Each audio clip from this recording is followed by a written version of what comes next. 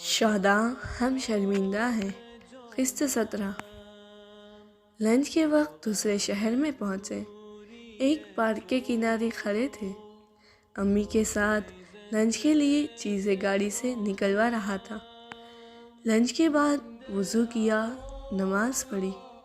अभी बैठे ही थे कि एक खातून जो तकरीबन अम्मी की हम उम्र थी हमारे पास आई।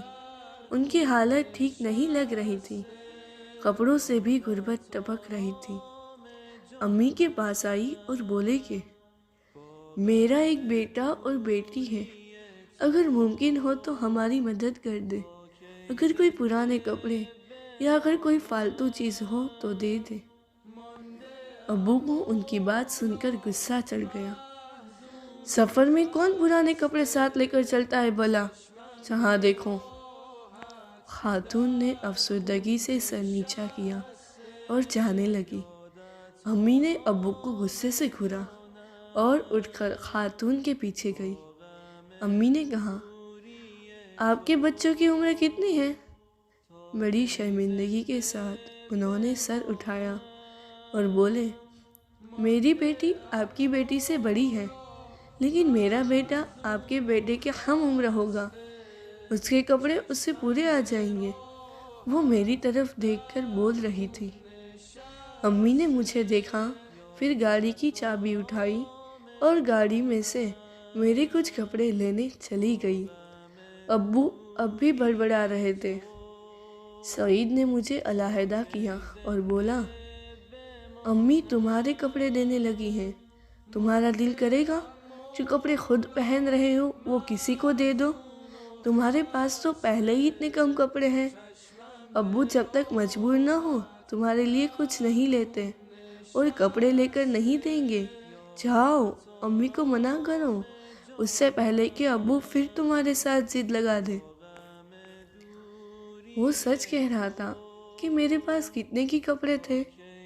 3 नई शर्ट थी जो कहीं आने जाने के लिए थी, और एक स्वेटर जो मैंने पहना हुआ था, और एक जैकेट जो बहुत अच्छी थी। जो भी देखता तो उसे पसंद आती। मैं सईद की बातों में गुम था और सोच रहा था। अभी भी उसकी बात को नाप तोल रहा था कि अब्बू की आवाज़ आई, लगता है तुम्हारी अम्मी सिलेक्ट करने बैठ गई है। जाओ, कम से कम उसे बता दो कि कौन से तुम्हारी पसंद नहीं है, वो दे दे।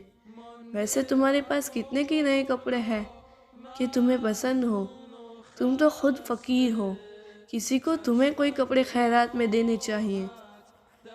दिल में सोच रहा था कि अब्बू हर दफ़ा अम्मी के इसरार करने पर ही कपड़े लेकर देते थे। फिर अब्बू उस खातून की तरफ मुड़े और बोले, तुम्हें भी शर्म नहीं आ रही? बहुत ही ढीठ हो, ऐसे जैसे कि तुम्हारे दावत पर बुलाया गया हो। औरत का चेहरा शर्म से सुर्ख हो गया। सर नीचा करके दोबारा पीछे की तरफ जाने लगी कि अम्मी पहुंच गई। अम्मी ने उसे लिफाफा पकड़ाया। खातून ने तशक्कुर के तौर पर आंखों से आंसू बहा रही थी। अम्मी का हाथ चूमा और फिर एक लम्हा देर किए बगैर वहाँ से चली गई। वो तो चली गई, लेकिन जैसे किसी ने मेरा सुकून लूट लिया हो। पूरे वजूद में जैसे तूफान आया हुआ था। हम खुदा से तवक्को रखते हैं कि वो अपनी बेहतरीन नेमतें हमें इनायत करे, लेकिन जब हमारी अपनी देने की बारी आती है तो हम अपनी सबसे ख़राब चीज़ खुदा की राह में देते हैं। हम चाहते हैं कि ज़िंदगी में हमें कभी मुश्किलात का सामना न हो, लेकिन दूसरों की मुश्किलात को हल करने की कोशिश नहीं करते। अगर हमें एहसास हो जाए कि यही लोगों की हाजतें पूरी करने से हम दुनिया और आखिरत में सब कुछ हासिल कर सकते हैं, तो शायद हम अपने कपड़े उतार कर भी उन्हें दे देने में शर्म महसूस न करें।